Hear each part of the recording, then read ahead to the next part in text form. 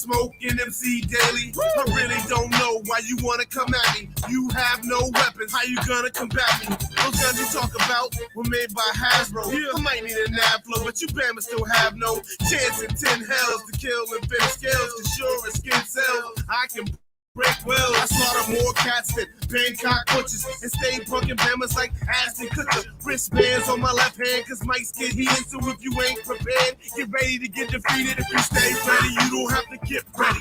If you stay ready, you don't have to get ready. If you stay ready, you don't have to get ready. If you stay ready, if you stay ready, if you stay ready, you don't have to get ready. If you stay ready, you don't have to get ready. If you stay ready, you don't have to get ready. If you stay ready, you thought that you could see me when you heard I rap, but you got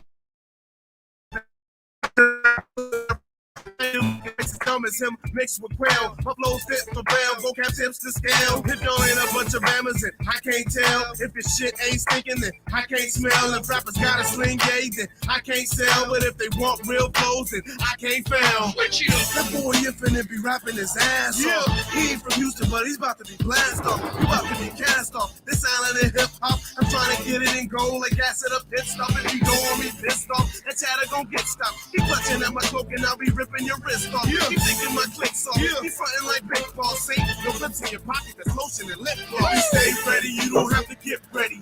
If you stay ready, you don't have to get ready. If you stay ready, you don't have to get ready. If you stay ready, if you stay ready, if you stay ready, you don't have to get ready. If you stay ready, you don't have to get ready. If you stay ready, you don't have to get ready.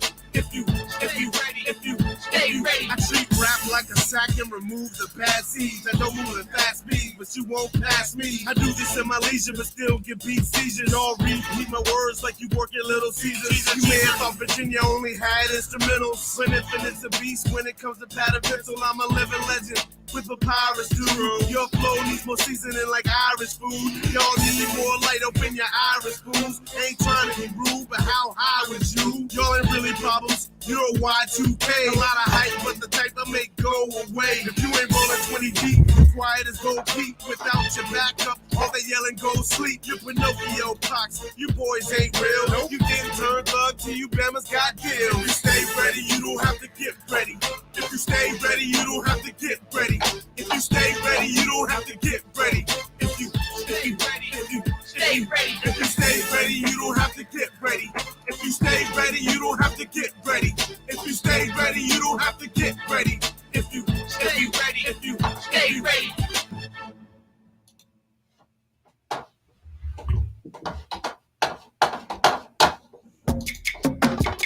I love this music, man. Shout out to all the other real MCs still making real hip-hop. It's true. Hip-hop is worldwide. But not everybody can do it. It's gotta be inside you. You gotta feel it. You gotta love it, man.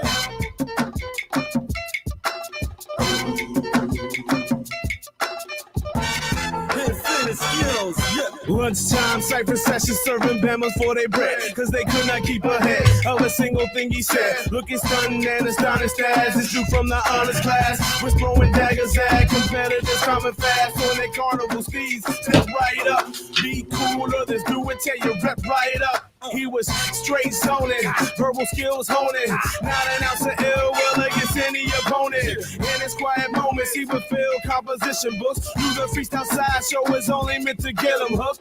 To elevate, he would need to connect with his fans, take some chances and earn their respect. He established the fact in his craft, you co-rap. He would have to hustle hard to survive and adapt to all other snares that may lay in his path. Knew he need help, so he went and got him a staff. Told him they try and stop us cause they don't want us to do it, but we're still gon' overcome with slave music. They try and stop us cause they don't want us to do it, but we're still gon' overcome with slave music.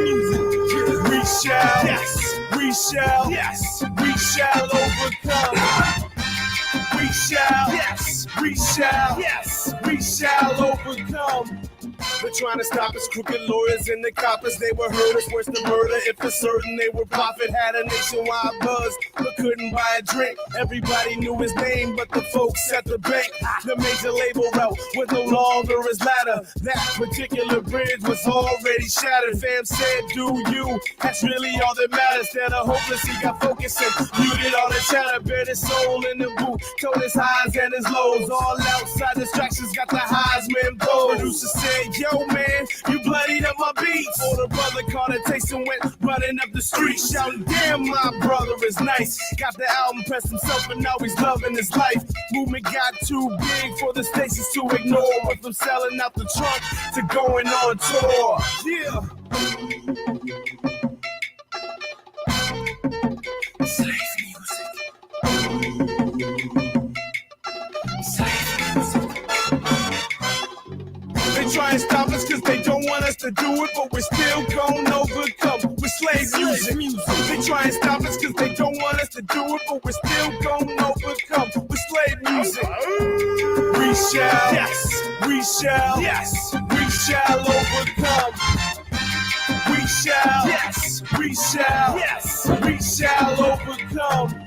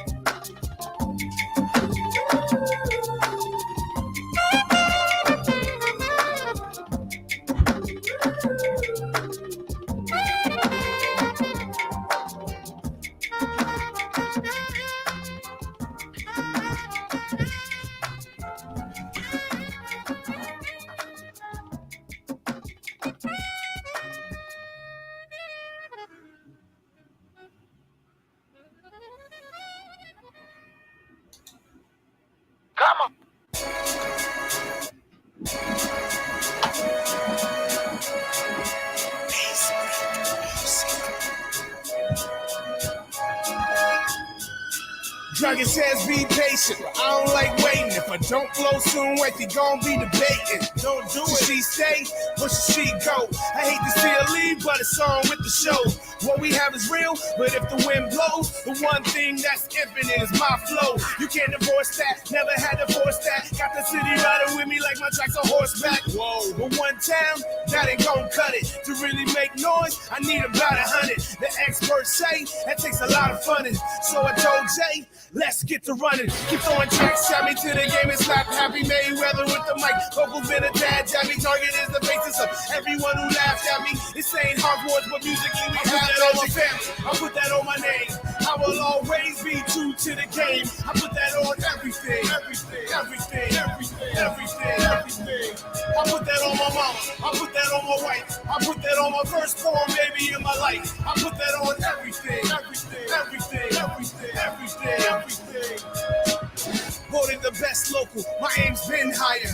Love my city, but I'd rather have an empire. We're on that highway, what we doing? Road tripping, like them frat boys, but the goal is different. You can be certain I am on my dollar dirt and trying to get this dream working till my present seems perfect. Yes, sir. I want it flawless when I wake. God made me in his image, so that's all I'm gonna take. I'm out here, homie, without fear on me. And promoting me's the first thing you can doubt spear on me. Bottoms up. Go ahead, spill the whole keg. One board if you want, bet I won't beg. Yankee on my back, one-on-ones on my feet. Everything coming to me, except for defeat. So as I sever this beat, while spitting effortlessly, I take you out of this world, call it my clever retreat. I put that on my family, I put that on my name. I will always be true to the game. I put that on everything, everything, everything, everything, everything, everything. I put that on my mama, I put that on my wife. I put that on my firstborn baby in my life. I put that on everything. Everything, everything, everything. We got our wings out. The team's coming up. I never worry about who's running up or have I done enough. Cause if the sun is up, I make noise. Me and my boys run them up. Running through towns like a handful of twisters. For each mile I want to stand with a fist up. Plans to resist us. Fail miserably. We don't make movies. We make literally. It's being ran right now. Got love for Virginia. Down with from living with my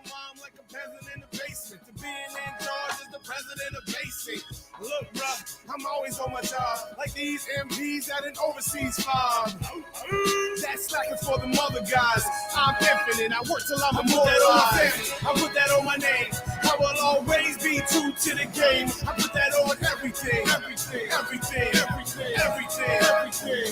put that on my mama. I put that on my wife. I put that on my firstborn baby in my life. I put that on everything. I put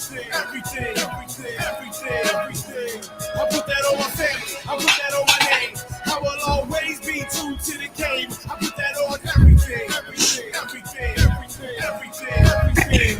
put that on my mama. I put that on my wife. I put that on my firstborn baby in my life. I put that on everything.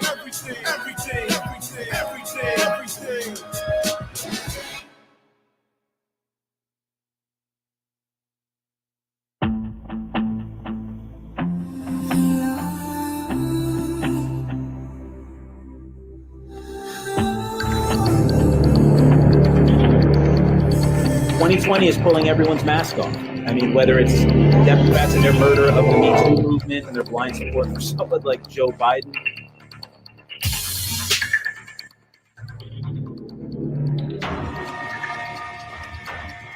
They seem really unreasonable, and it's like, are we still playing this game? What do you guys think about that?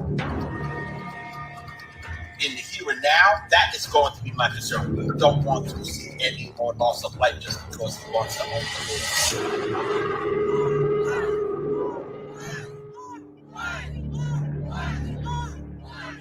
And then have these politicians who want to kill off everything just because it's near election time. But solutions for these problems have to be positive, and they can't be based in policing. They just can't be based in more authoritarianism. They can't be. You don't arrest your way out of these problems.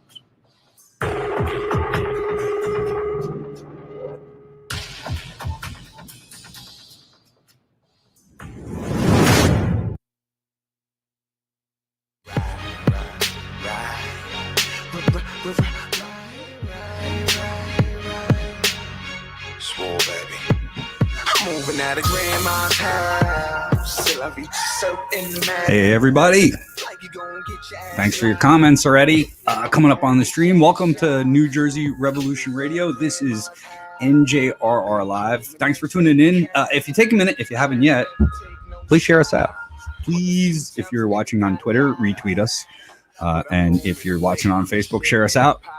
And wherever you are, please subscribe to our YouTube channel because that helps us out too. So we really appreciate the support that we've gotten from all our comrades, both in New Jersey and in other parts of the world. And we're going to talk about all that stuff tonight.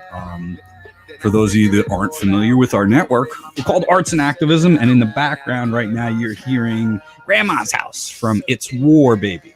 Just some dude that sent me his music on Instagram, and I like it. I mean, I'll play songs that I don't like too, to be honest with you. I'm just interested in helping artists out. So if you follow New Jersey Revolution Radio or myself, NJRR Brian, on Instagram, shoot us a message with your tunes on there, and maybe we'll use it and throw it on our Spotify list if somebody likes it, not just me. I promise you that. It's a good tune. All right. Leah's in the background in the studio getting ready to write for the show. Leah, do you like this song? I don't know. You're younger than me. Give me a thumbs up. What do you think? Hey, so Leah does. All right. That's my gauge on whether I'm cool or not. I ask Leah. And if she tells me I'm cool, I'm cool. All right. So thanks everybody for joining in to New Jersey Revolution Radio. I did an Instagram video today and I said this might be my last show of the year. I don't know. I haven't made up my mind yet. I'll be honest with you. I've really enjoyed the last couple shows, even though the last one was probably one of the harder interviews I've ever done in my life.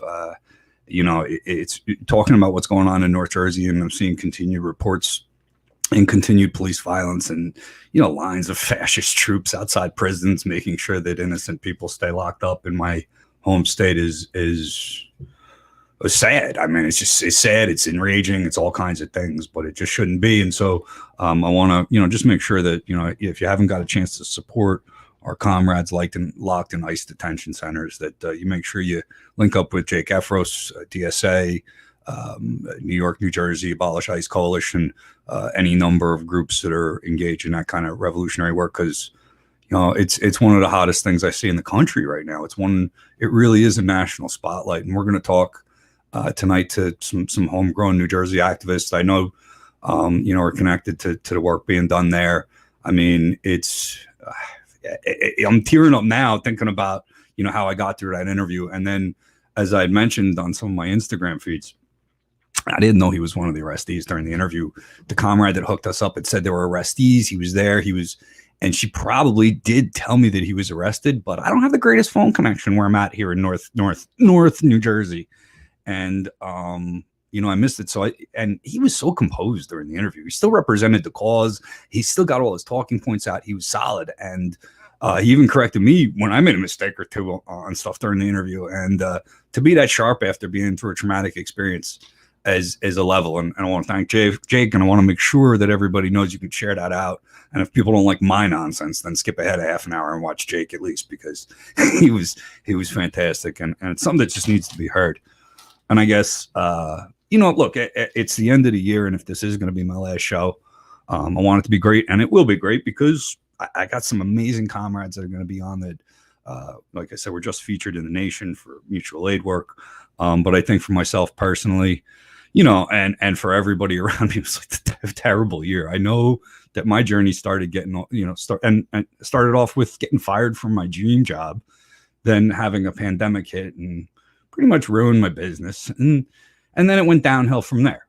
So, it's been a shitty year, but I don't know whether I can say I'm glad or not to be amongst so many people that are going through hard times. I think all of us would rather have not gone through this year. But we're going to look forward to 2021 as a real year. I think that we need to start to rebuild both here at New Jersey Revolution Radio and hopefully around the world. There's going to be, just like there was a new world after the attacks on the World Trade Center, in 2000. This is even a more dramatic change because it's affected every country on earth and pretty much every person on earth. And so what comes out of this starts to come out of this next year. And so it's an important year. And I'm going into it, even though both personally and all around me, the world fell apart in 2020. I'm going to 2021 as the year that I got to personally both rebuild, New Jersey Revolution Radio, my personal life. And, I think we have to work together to rebuild something better together. And the mutual aid work that we're going to talk about tonight goes into that. The vaccination program also goes into that, and how people treat this illness, whether we take wearing masks, getting vaccinated, and washing our hands and doing all those things seriously still, or whether we don't. And a lot more people die between now and the time that we're got a satisfactory vaccination level. My fear is that not enough people get vaccinated, and it doesn't really have much of an effect on, everybody and the people I love. And so I've had this conversation mostly on Facebook. I kind of didn't talk about it last week because it was such an aggravated situation. And a lot of people close to me are upset that I've been ranting and raving on social media about it, and, basically calling people out for saying things that doctors should say. And my stance, I don't want to be just clarify my own position for those of you that are paying attention, those of you that care, is that you should do, and work with your doctor, not some doctor you saw online with a YouTube channel. But your doctor who sees you, if you don't have health insurance, you should get into the program and find at least a general practitioner. It's very hard to find specialists. I know a lot of people, I did get comments regarding poverty and people without medical care, but there's ways to get to a general practitioner, or at least get to a reputable doctor for a quick conversation. And I suggest if you're thinking about not taking the vaccine and you have a medical reason for it, talk to one of those doctors. Don't take what a guy on the internet, including me, says about it. And I'm very concerned that what I'm seeing right now is literally, and maybe I just got a toxic Facebook feed, but I'm hearing this from a lot of people, that there's conspiracy theories out there that have taken root. Conspiracy theories like they poisoned the vaccine. What vaccine? There's 3 of them.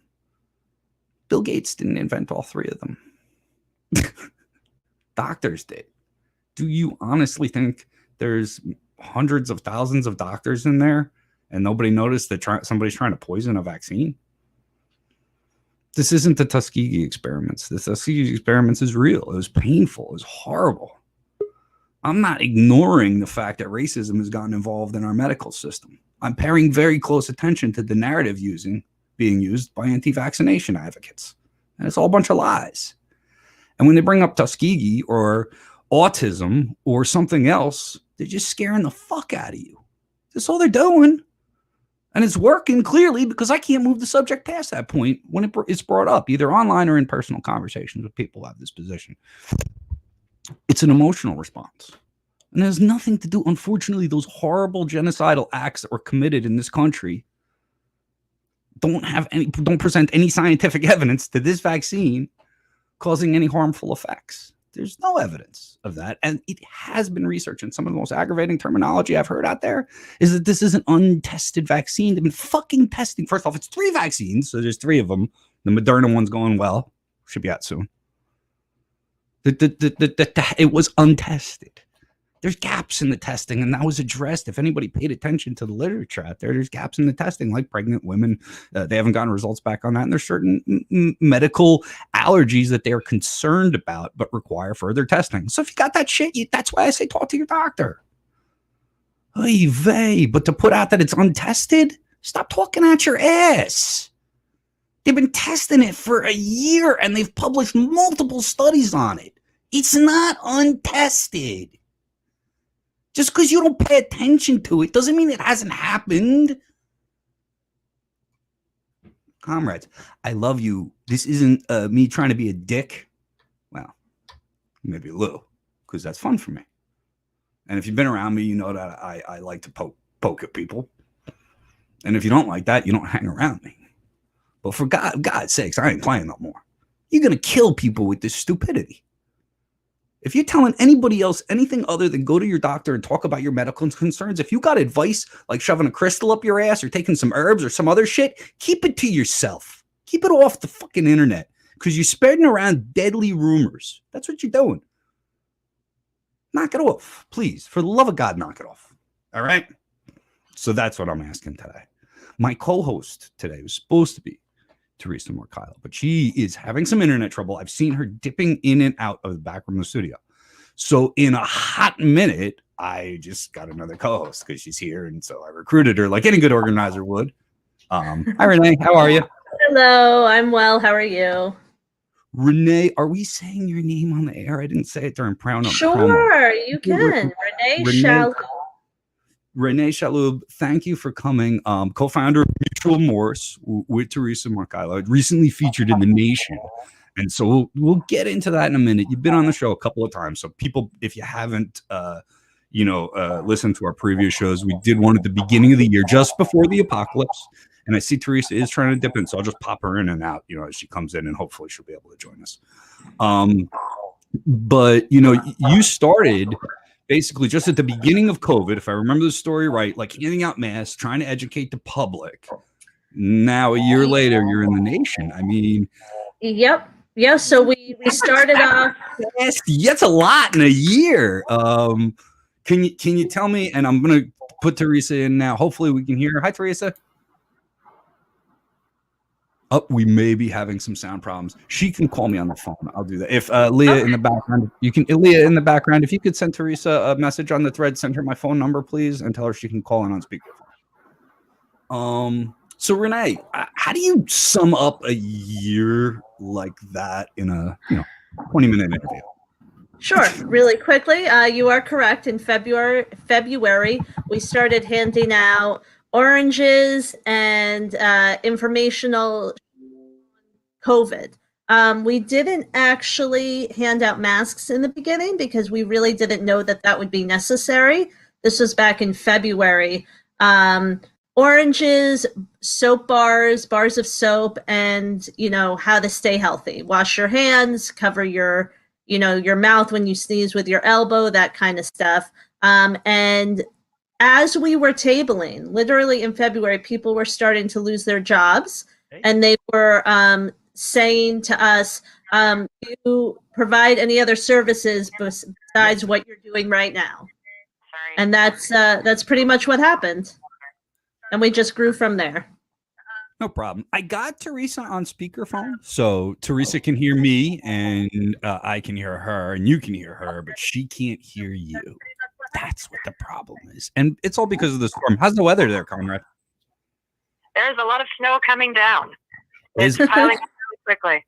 Man, you think I was moving to Maine, and you'd think that I'd be the one that is experiencing this horrible blizzard, but I think it's going to miss us. It's actually going to curve off before it hits us too far up north. I guess that's wow. I'm grateful for that. It ain't gonna. Don't worry about it. We'll beat you by the end of the year. Oh, for sure. Definitely gonna beat you. So Renee and I were just talking, and what I'll do is, unfortunately, since you can't hear her, I'll just kind of cue you for your questions. I'm gonna let her finish up her answer real quick, and then I'll try to play middleman here. We'll hop back and forth. All right. Okay, thank you. All right, cool. So Renee, I'm sorry to interrupt you, but we got to straighten out our technical aspects. It's like, before a meeting, you got to get the agenda in order, right? So please, you were summing up this year. Please continue. So then, as we were handing out bars of soap and oranges, people started coming up to us really right on the street and saying, I just lost my job and I don't know how I'm going to feed my kids. I don't know where I'm going to get money. And we pretty much realized very quickly after that we would have to start providing grocery deliveries. So we started delivering groceries. Literally, that's what we did. People got Theresa and my number and started texting us that they needed food. And initially, it was just Theresa and I making about 10 deliveries a day. We would just randomly go all over Morris County. And then we very quickly realized that was exhausting. And within probably 2 weeks, mid-March, we started working with another comrade, Lily Benavides, who is a wonderful advocate for Latinx community members here in Morris County, and started to create some sort of semblance of a schedule. And she started working with her communities in Lake Hiawatha and Parsippany, and we got a 1-800 number. Again, this is all within a couple weeks. We got a 1-800 number, and then we just started doing a ton of outreach. And before you knew it, we had 500 families. We had over 100 volunteers calling us. We were on the phone constantly, 14 hours a day, talking to families, trying to get their information down. We were working nonstop. And eventually we got into a rhythm and a routine. And now we provide groceries for about 10 to 20 families a day. And we work with about 3 or 4 volunteers a day to get those deliveries out there. It's amazing. Theresa, were you able to hear a little bit of that? I tried to kind of finagle something over here. Yeah, I could hear most of it. Oh, cool. Not all of it, but most of it. Cool. What did I miss? I mean, well, I know you. I mean, that's just to sum up. So let me, Theresa, from like a behind the scenes aspect, technically, how much have you learned as far as like organizing programs and going from, we kind of started off by saying, wow, this is a fast year. I mean, you really went from just starting out to all this work. What kind of skills, what kind of things did you pick up, like technically, to manage this network of people? Well, honestly, we're fortunate that we've been organizers previous to this. So we were able to translate a lot of the things that we already knew and were already doing. But we experimented with different things using a lot of different shared spreadsheets, different kinds of technology. We've tried databases and systems and things, and some of the ideas stuck and some of them didn't. But really, the biggest thing that we've learned is to be flexible about our systems and to really build relationships with people, with our volunteers as well as the families we deliver to figure out what works best for them as well.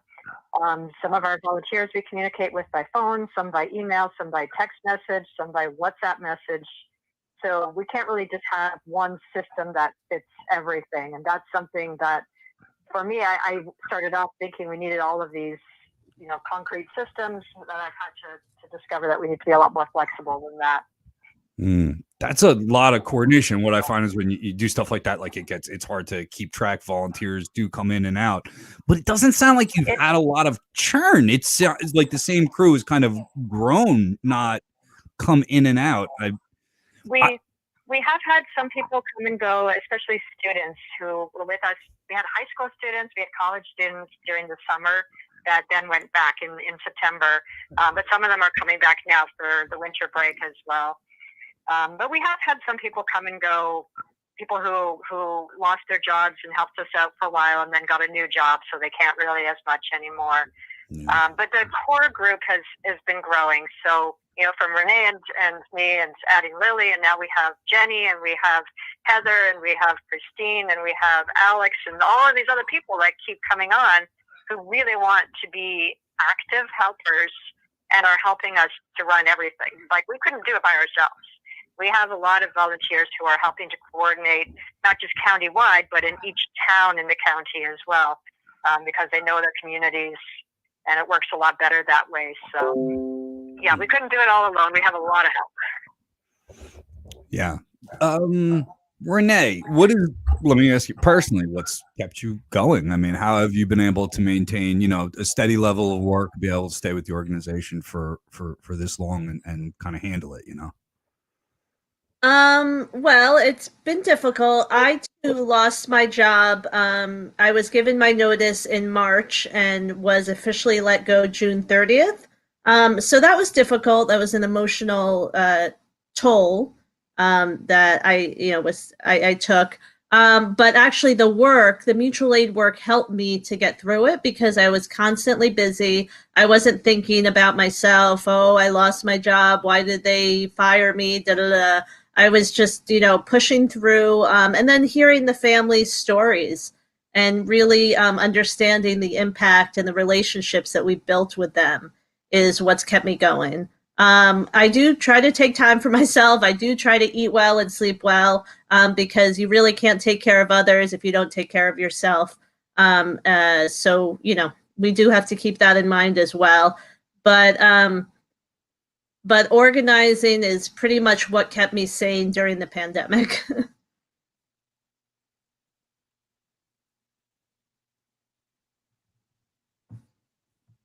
So you say organizing kept you sane during the pandemic. This is rewarding work.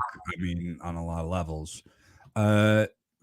Theresa, I did want to ask you, when we first met, we were more involved with some electoral work and stuff like that. But, I think you what I saw from you, I just give you an observation and I just want to hear you comment is when, you yourself are an immigrant. And when you started to connect more with the immigrant community, I saw your focus change, and I think it's for the better. But one, I mean, how much do you still pay attention to these nonsense that the people in power do, as opposed to your community work? I mean, we can't turn a complete blind eye to it. And do you still feel like you need to organize like more on a political level at some point, or do you still do that kind of work that you just don't put it on Facebook as much? Yeah, no, that's an interesting observation. That's definitely undergone a lot of changes in the last few years. And to be honest, pretty much everything I see in the news, from elected officials during the election, after the election, before the election, just infuriates me. They're so out of touch with the real needs of the people in the communities. And I don't think that government can ever be, the solution for what the people in the communities need. And so I've definitely moved on from that into an attempt to not just provide emergency relief right now with, food and other essential items for survival, but to build a foundation towards alternative economies, alternative systems that would be political, like resident assemblies, having people have more say in what's happening in their communities on their own terms. So, of course, I pay attention to what's happening in the news, the laws that they pass to affect me as an immigrant and not. But I am working towards building the power from the ground up as an alternative to the political system, and not focusing at all on elections or government. Not focusing at all. I wish I had that kind of zen in my life. It's still admit it still distracts me, and you know it did distract. And just on a personal level, it distracted me from this mutual aid work. I did catch up with you guys early, and I got an opportunity to work in the electoral realm, and it took me away from something that probably would have made me a little happier. I bet you in the long run. I needed a paycheck. I mean, you know, it is what it is, but you know, I appreciate it. To connect with the community in that way, and most of them aren't really following politics either, because they know it doesn't matter which of the main parties is in power. Their lives are not going to be made better because of it substantially. And I'm really tired of us begging all the time for politicians to do the right thing. You know, we beg them and we ask them and we push them, and if we're loud enough, they will find a way to compromise and make themselves look like the good guys, and we get a little something out of it. But we're not changing the system that way. And the next time something else happens, we still have to beg them for a compromise that benefits us. Okay. So it just becomes futile. Educating, organizing, building power in the communities is way more powerful to me. I tend to agree, and I've taken, you know, some of the route of, you know, hopefully that putting this stuff out on media does help too, and that, you know, this serves to educate people, let people know what you got to go through to accomplish these things. And I do, you know, and I appreciate you guys taking the time to come on and talk to us about it. It does mean something on a wider level, and you know, we've had a chance to connect and talk about things other than politics, like gardening and sharing seeds and building a personal relationship. That's happened, you know, with me, with a lot of people, you know, not just here, you know, with mutual aid. But Renee, what do you see? I mean, on a political level, even though you may not engage, I don't know if you take the kind of same I don't get involved in elections stance at this point, but what's your hope? You know, is your hope similar or? Absolutely. I do. Theresa and I agree on a lot of things. One of them being that electoral politics serve mainly as a distraction from the real organizing work. You know, people can vote, do whatever they want to do to engage with their elected officials. But I definitely agree it is a distraction, and it is against grassroots organizing. If all you're doing is begging politicians, you're not doing the work in the community, and you're not listening to the people in the community. Most, like Theresa said, not to repeat, most of the people we work with are absolutely disconnected from all political action because they know that it does not serve them in the slightest. Yeah, I'm been pulled more and more in that direction over the years, and thanks for helping pull me in that direction. I appreciate both of you for that work. That music. But I have to say though, if people want to do that, that's absolutely fine. They just have to recognize that they're not doing real organizing. That's all. No, okay. Spent some time in Trenton. I want to argue with you. I have no arguments. I really don't. Like I saw it, and the closer I got, the worse it got. Like, you know, I always had it in the back of my mind. I think that at some point I was going to connect with the good people in Trenton and make positive things happen. And in 4 years, I didn't meet many of them. And those good people that I didn't really have the power to do anything. They had to go through the idiots. And it's just a clumsy fucking system. Theresa, did you want to chime in real quick before we do a quick commercial break? And then we're going to get on to some international stuff. I don't think I really have anything more to say on that politically. But we're always in need of more people organizing in the community. So, you know, I look forward to seeing what you're going to do next with that. I would recommend hooking up with Renee and Theresa before you hook up with, you know, I'm not going to name. You know, I keep naming them and stuff. I'm probably just giving them PR that they don't need or should have anyway. So anyway, let's get back. So what I'm going to do technically here, Theresa, I'm going to try and merge you a call with our comrade Bahman Azad while I do a commercial break, and I'm going to bring in somebody to help me with that because I don't have that many hands and arms and stuff. Leah. Hi. How are you? I'm well. How are you? I'm doing good. I'm going to dial Bahman over here while we plug New Jersey Revolution Radio and try to get people to donate to us. Because we got stuff to do in January. Please, I mean, you've been on the social media, you're seeing going on there. Tell people why they need to support New Jersey Revolution Radio, please. It's the right thing to do. Listen, the holiday season is here. It's not coming up. It's right here upon us. And I think the most festive thing you could possibly do is donate. I'm working, but I would like to work even more for New Jersey Revolution Radio to help us expand. So if you could help make that happen, it could be as easy as donating once or a couple bucks every month. That's the good stuff. Come on. Yeah. Sorry to interrupt. Keep going. Oh, well, yeah, we love to say that we aren't capitalists, but that doesn't mean we don't have to participate in the system. So please feel free to just be a little bit extra generous. Make it your New Year's resolution. I've been having a lot of fun writing the money asks into the articles. I can always find a creative way to do it. I would personally like to see a few more videos of you talking. You've been posting a lot of memes and stuff like that, but I like it when you chat with the Facebook and the Instagram audience. You do. Yeah, but you know what? Your labor ain't cheap, and I've told people that I don't pay people peanuts, and the reason why you don't see enough of Leah is because y'all ain't chipping in enough money. So pony up, please. It's Christmas time. Put us on your Christmas card list. And I'm telling you, we're doing big stuff in January. It just gets bigger if you make a contribution. And what I'm really looking for is $15 a month, $20 a month, something like that. If you got it, if you don't got it, sharing out and finding people for me that do have money. Communists are generally not rich people. Socialists are generally not wealthy people. And I've heard a lot about like trust fund commies and people that have money in the movement. I haven't found them yet. So please help me. Please help and donate if you can personally. Thank you very much for coming. We have another commercial to do too.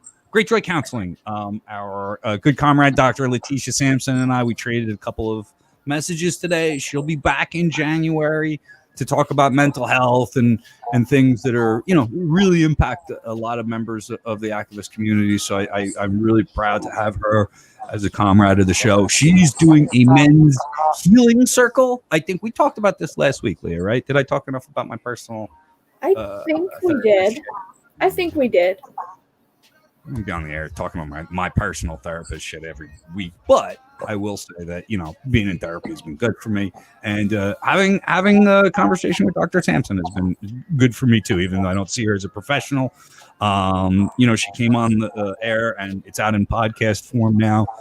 Did a special with us called Mental Health and Activism. So I would recommend that if you haven't listened to it or saw it yet, please check it out on our YouTube channel or whatever. But she's doing this men's healing circle January 7th. Please check her out. GreatJoyCounseling.com. I know that as a man, there's a lot of issues that we just don't feel comfortable addressing. My generation, I don't know, my dad's generation, I still remember, man is a man kind of attitude. And losing that attitude, I think, has made me a bit of a better person. I'll be honest with you. Kind of figuring out what being a man means to me. And I like being a man. I like identifying my gender as a man. But what does that mean to me, and what's positive and what's negative about being a man? I think those are important discussions, and you don't hear enough of them. And I honestly don't even know how to have them most of the time. So, check Dr. Sampson out. I know she takes this work seriously, and I know she's going to do some good stuff for people that participate in her programs. Great Joy Counseling, is a partnership. And so make sure that if you enter into it with them, mention that you heard about them on New Jersey Revolution Radio. All right. Let's get our next few guests in there in the background. Now you hear, wait a second. Hold on. Just 1 minute. That's Race Trader. Every time they come on, I got to tune up their voice. I don't know that my audience appreciates death metal as much as I do. But it is what Bahman Azad is on the phone, right? Are you there, comrade? Yes. Hi, Brian. Hey, we made it. So what's going on over there? A lot of snow getting in the way of your internet service? Is that because that seems not much I see here, but for some reason, for the past 5 hours, my internet has been totally disconnected. Well, listen, I appreciate you calling in on the phone, and you're live with myself and Renee, and also on the phone is Teresa, because she had internet trouble too. So You're not alone. Thanks, Leah, for joining us during the commercials. You did a great job, by the way. Sorry for yelling in the middle of your promos. If I hadn't interrupted you, it would have been flawless. It was me screwing it up again. What can I say? Thanks, Leah. So Bahman, fresh off your trip to Venezuela, how are you? Are you over the jet lag? Do you feel rested and ready to get back into action? Yes, it wasn't that much of a long trip. It was probably a total of 7-8 hours with some layover.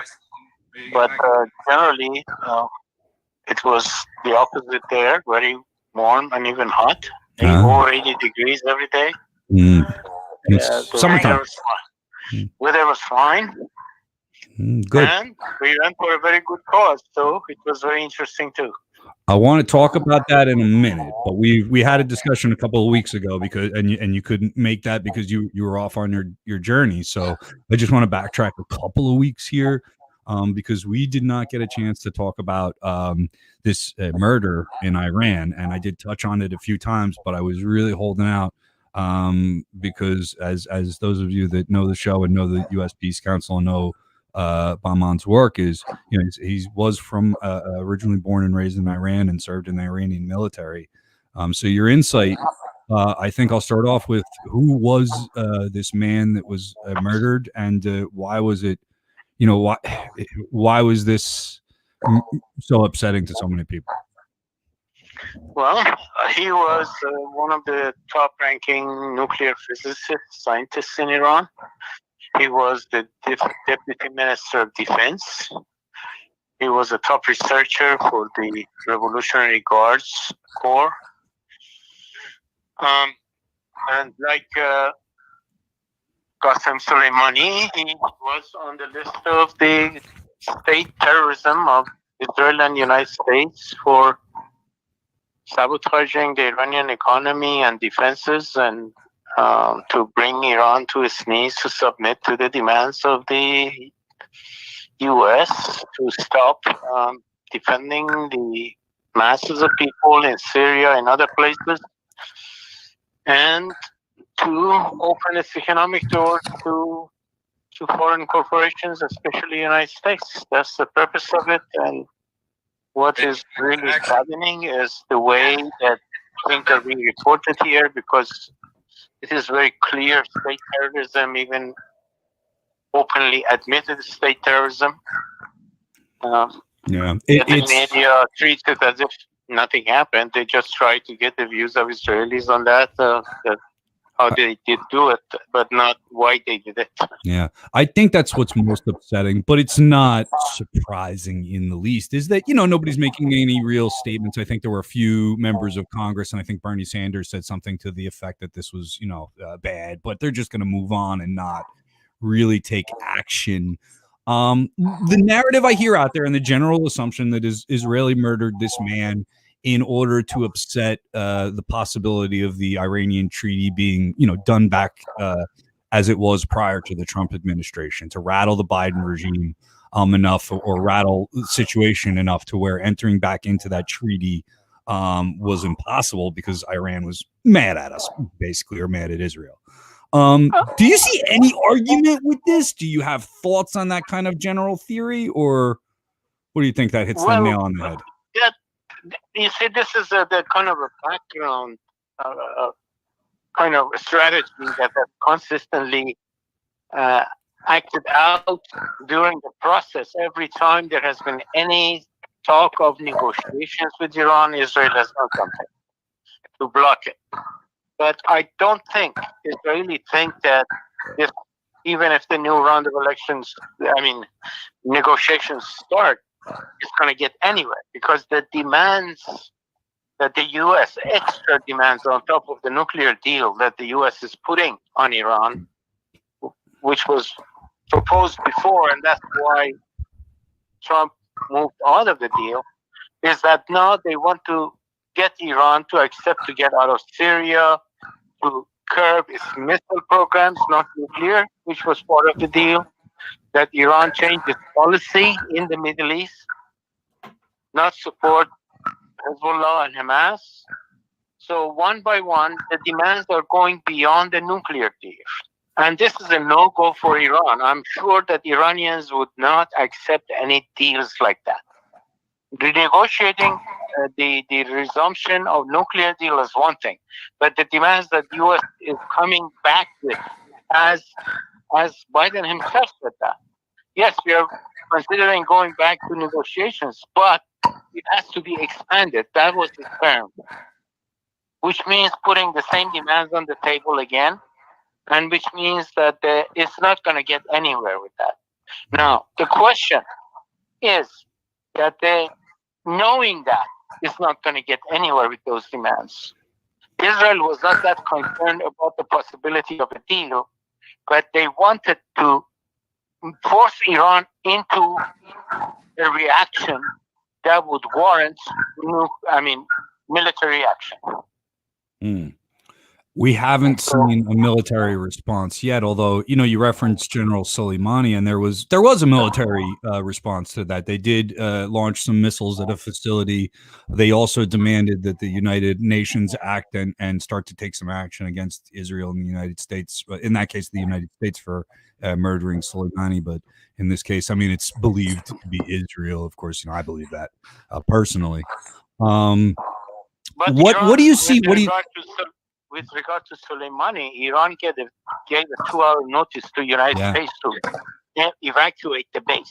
Yes, they did. And they also issued a statement that this was in response and that their response was measured within international law. And honestly, took like a very grown-up approach. I think their approach in that situation was to make us look as we are, the bullies being, bullies. I don't know that that's going to be the same approach this time. Renee is shaking her head a little bit. I don't know if you have a question for our comrade here. We're talking to Bahman Azad from the U.S. Peace Council, of course, our Iranian native, about these murders. Renee, I don't know if you wanted to jump in and inquire as to what's going on over there in Iran or that area. No, as a Lebanese American, madhaba, Basman. But I get it. I get the toll that the U.S., has had in its imperialistic and colonial manner. So I'm just shaking my head at the sheer audacity of it. That's all. Yeah, thank you very much, Renee, and I appreciate that. So, Bahman, I appreciate what's going on and your perspective there. I know it's a lot. I want to ask you one more question before we come over to your recent trip to Venezuela. And Theresa, just say, hey, are you still there? I don't even know if Theresa's still on the line. But they can jump in. Okay, if you got a question for our guest, please jump in, or if you have a comment. But Bahman, I wanted to ask about the international response. I'd mentioned, the murder of Soleimani and now this assassination, which is so chilling. I mean, when I first heard what happened, it brought to mind, the movie The Godfather, where they murdered Sonny at a toll booth. I mean, it's really grotesque what happened to this man. What do you gauge the international response is? Are there people working towards real peace? Are there people working towards holding Israel accountable? Are they making any headway? Because all I ever see is bureaucracy failing justice, as it usually does. What do you see from an international response? I don't see much.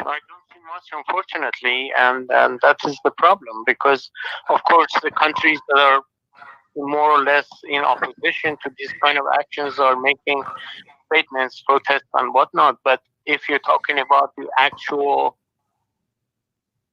effective measures or decisions to be made in terms of making people responsible for their actions, no. One institution that could possibly do this would be United Nations, but it is under grip of United States, and U.S. has a veto power anytime, without exception. Anything against Israel is to be decided on. U.S. vetoes it and has vetoed it. So in that sense, even the United Nations cannot do anything. So now it's up to the people, peace-loving people of the world, to raise their voices, and that's all we can do at this stage, and mobilize internationally. But beyond that, other than condemnation, we don't have any institutional power to enforce anything at this stage. It is very unfortunate. Yeah, I think at a grassroots level, there's activity around the world, but the people in power have secured a lot of power, man, and I feel you on that. So, but I think the struggle must continue. I mean, what's right? Just because I think Tolstoy said that wrong does not cease to be wrong just because the majority share in it. So, I think the voice of peace is the voice of right. So I appreciate what you're doing. Let's hop over the ocean into our hemisphere, where it's summertime. As you said, the weather is beautiful in Venezuela right now. And they just had an election for their Congress, right? Am I saying that? Their Congress, right? It's called National Assembly, which is the parliament, in fact. Yeah. If you could go over just to give me a brief overview of Venezuela's system. How does their system of government work? What is this Nicolas Maduro, who we're also scared of, in charge of? Well, to be honest, they have several branches. I mean, at least two, I think, more than we do of the government.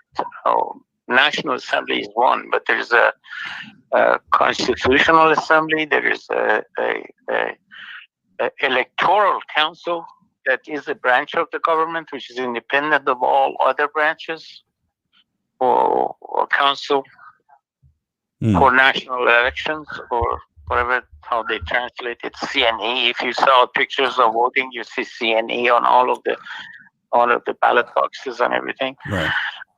They are independent, an independent branch of the government, and they're not answerable to anybody in that sense. So they're acting on their own. They're not being influenced by anybody, which is a huge guarantee of independence of the electoral process. So that is a very fascinating process that we watched, actually witnessed. So Maduro's what? Please keep going. Go ahead. So you were going to say about Maduro, but you were talking about the election process, which reminds me a little bit. I was involved in NLRB elections where they elect unions and union officers and stuff, and they physically show the ballot. So you write your vote on a piece of paper, you drop it in a box, it's verified as empty by the entire room, and then at the end of the vote, they open up the box in front of the entire room and show it to people, like literally in front of rooms of people.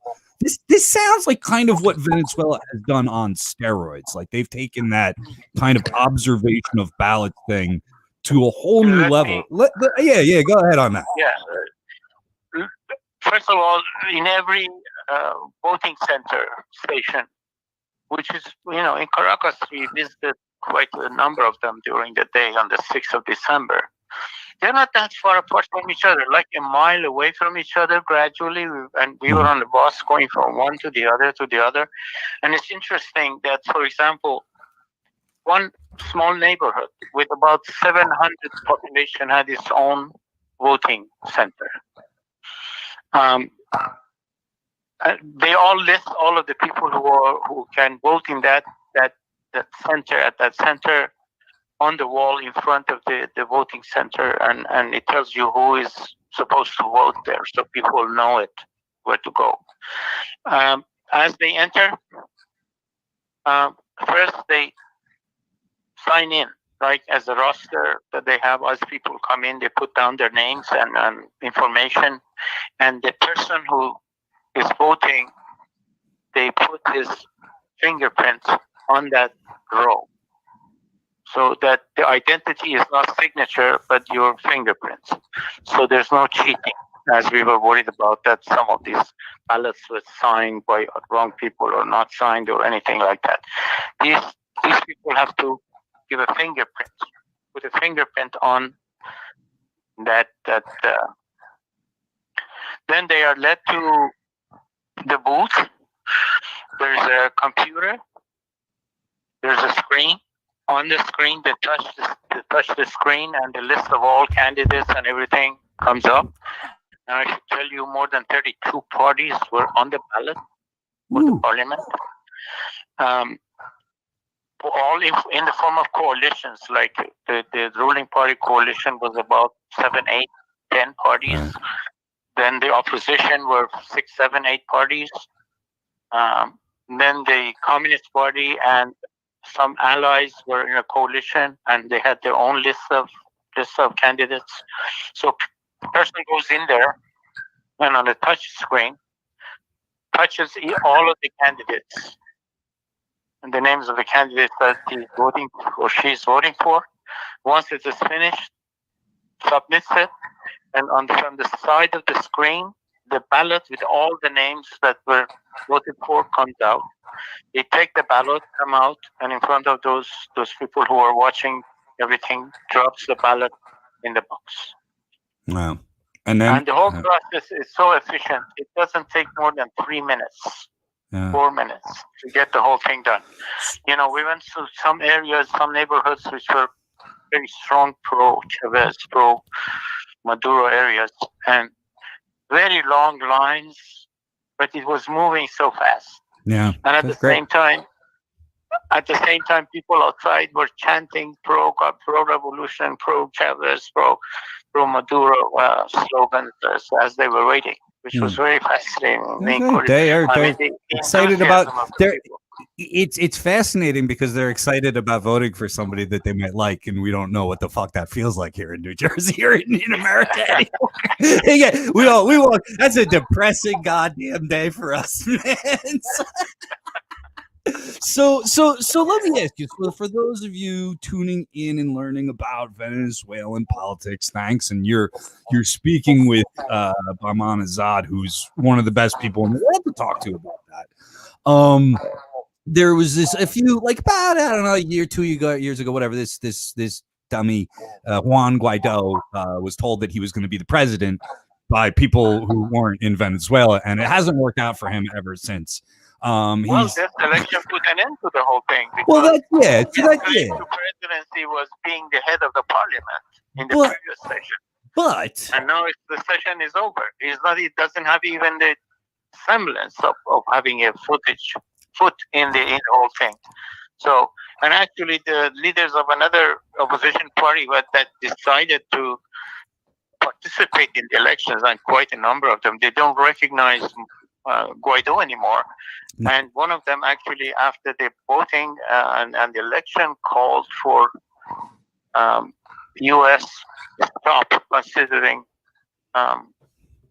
Guaido as the interim president. I would like to stop this tragic. Yeah, and I would like to let my audience know that when Bahman is saying that they don't want to admit that they recognize Guaido anymore, he doesn't mean like as the president. They don't even want to recognize that he exists. When you ask about Juan Guaido, they're like, who? I don't know that guy. That was before I was drunk that night. Some like the response because of the foolishness of what really occurred. After he tried to seize power without any support of the people. But that same movie, look, we've talked about the clown car coup. Is one of the most embarrassing attempts at a coup I've ever seen in my life. And if it wasn't deadly, it'd be funny. What's that? You remember Yeltsin? Oh, well, no, I was a little young then, I guess, maybe. When they overthrew the socialist government of Soviet Union, and Yeltsin was Guaido at the time for them. Well, so you've seen this movie before, right? We saw this movie before. So we've seen this movie before, but we saw that what happened is happening right again. The United States and its allies are saying this election wasn't free and fair, it's corrupt, and so explain to me how they're making a claim that it's not a good election. And that we shouldn't be recognizing a government that has been elected in this process. Because I don't get it. Their claim from the beginning has been baseless. Even when they couldn't deny that Chavez legitimately became president, they staged a coup against him. Right? So they never recognized. I mean, this is true not only about Venezuela. They never recognized the Venezuelan revolution. They never recognized the Iranian revolution. They're going through the same process about that too. Of course,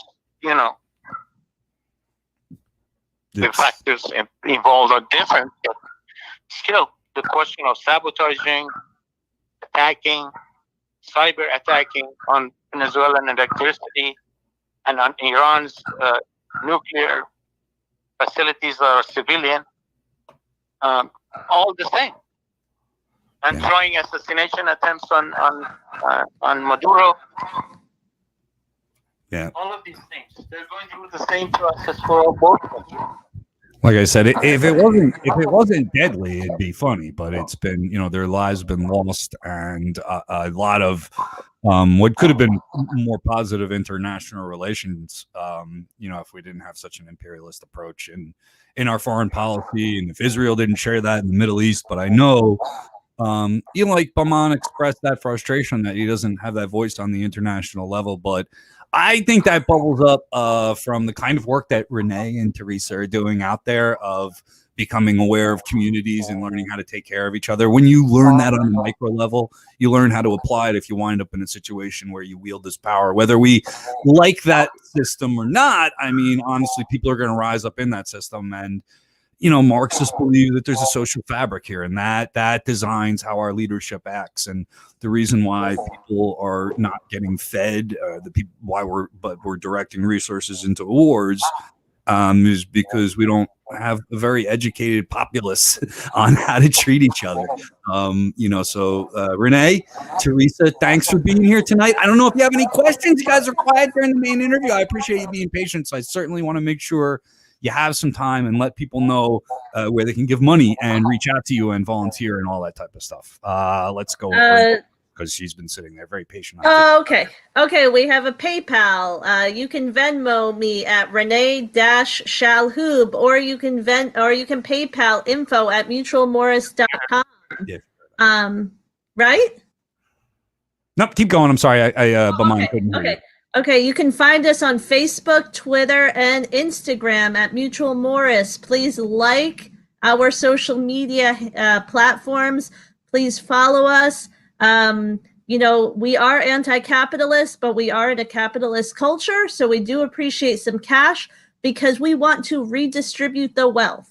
Okay, we want to use the money that people have for people that might not have it right now. So we appreciate any and all donations. Again, we are working with over 500 families who cannot feed their children. Okay, they cannot. They will go without food. So we need your help to make that happen. Anything that you can give will help us to provide a day's worth of groceries. Okay, let me tell you this. $25 can provide a day's worth of groceries for a family. So if you can do that for us, if you could donate $20, then you covered a family for a day. Yeah, that's awesome. Theresa, Renee just went over how to give money to Mutual Morris. How can people volunteer? Do you have any? I know there's no events live coming up, but is there places people can go to drop off food, and what can they do besides obviously? And people, listen, I'm not trying to solve off giving money. Give them some money. They're too nice to just yell at you. I'll do that for them. Theresa, how can people help out though otherwise too? Yes, so donating money is always the best. Of course, if you want to volunteer, you can call or text me at 973-876-6618, or you can email us at info@mutualmorris.com. If you're in need of donations or food or help yourself in Morris County, our toll-free number for help is 1-800-535-9383. And actually, that number also can do requests for help in Passaic and Union counties as well. So even if you're not in Morris County, you can call us and we can refer you to the closest mutual aid group that can help you there. We don't typically take donations of food because of the way that we work. We build relationships with our families and we get to know their dietary needs, their cultural food requirements, any food allergies they have, and their preferences. And so we try to customize the groceries that we get for each family as part of our goal of bringing dignity to this process too, rather than being just a charity where, they just get whatever is donated. Although we do use donated food boxes to supplement, of course, because there is so much need. We are trying to give people really customized groceries as much as possible.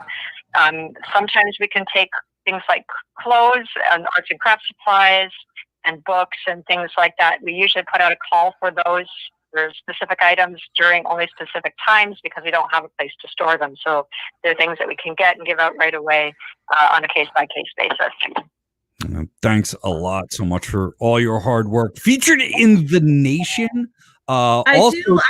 We didn't mention that Theresa was on the insider power list of so many people, LGBTQ comrades, right? Just correct. That's the 100 Power LGBT people, something like that. Jay Lassiter better share the show. That's an amazing accomplishment. You were way too far down on the list, but that's just I thought that was so cool seeing somebody I know on that list, and then in The Nation, like within a month, just blowing it out the water. Renee, any last minute thoughts before I just last minute thoughts? I'm so sorry. Really quick, if you want to get someone a great gift for the holidays, get them a $25 sustaining membership to Mutual Morris. All right, $25 sustaining memberships to Mutual Morris. Bahman Azad, traveling around the world promoting peace. I know it's difficult and trying work, but you keep doing it, brother. I appreciate you. How can people support what you're doing? Well, we are having a campaign against sanctions against Venezuela, sanctionskill.org. People can visit that. We have started a national campaign called Move the Money to Human Needs, which is working with city councils around the country to pass resolutions demanding the Congress to cut the military budget. We are working closely with the Office of Congresswoman Barbara Lee and Mark Turkan, who initiated that cut in the military budget in Congress and got what the 93 votes for the amendment that they proposed. Of course, the defense budget was passed, but they have created a caucus within the Congress to reduce the military budget, and we are organizing a nationwide campaign in support of their caucus and in support of city council resolutions to demand a cut in the military budget. That is called Move the Money to Human Needs.org. If people visit that, you will see all the information that you can. We also have a letter campaign going on that website. You can go there, Move the Money to Human Needs.org, which actually is calling on Congresswoman Barbara Lee and Congressman Mark Pocan to reactivate the caucus to cut the military budget after the silence of 2-3 months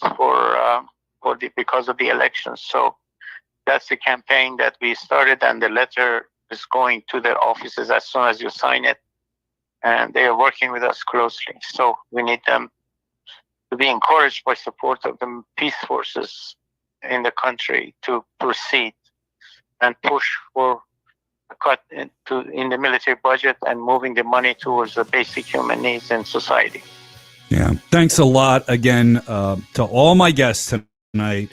Renee, Theresa, Bahman, please share this out. This was just one of those shows where this may be it. I may have to go out on a high note for the year. This is just, it was very informative, and I want to thank all of you for taking this time out of your busy lives during the holidays to talk to my audience. It means a lot to me. It means a lot to our audience.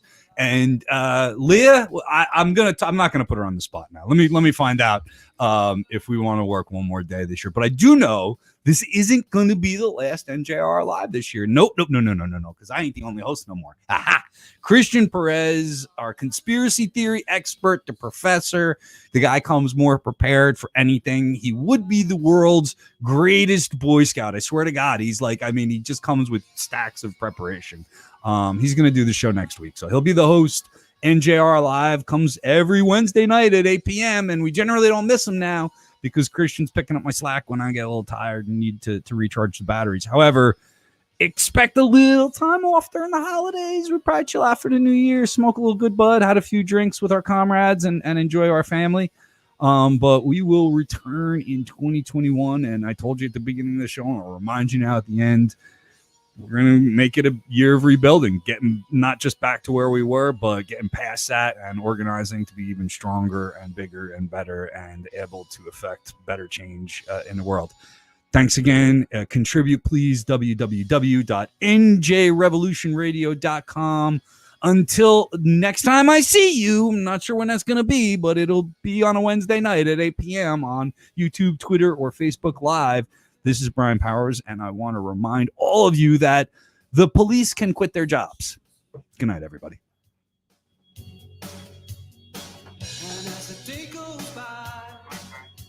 Good night, everybody. Thank you. Side by side. I got my memories. They'll always be with me. Be with me. Be with me. Be with me. Just always know I think of you. You're by my side to guide me through. You let you catch me when I fall.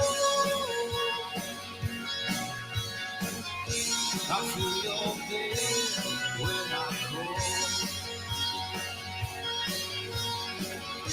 I feel your pain when I call.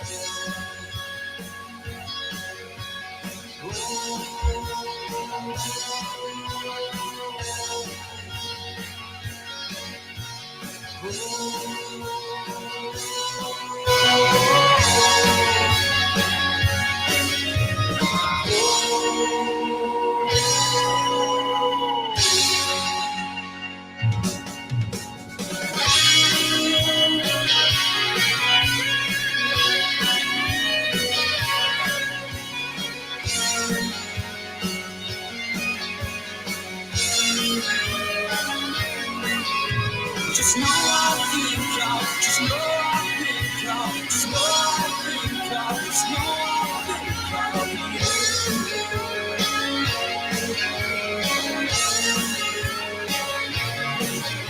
Just know I think of, just know I think of, just know I think of, just know I think of.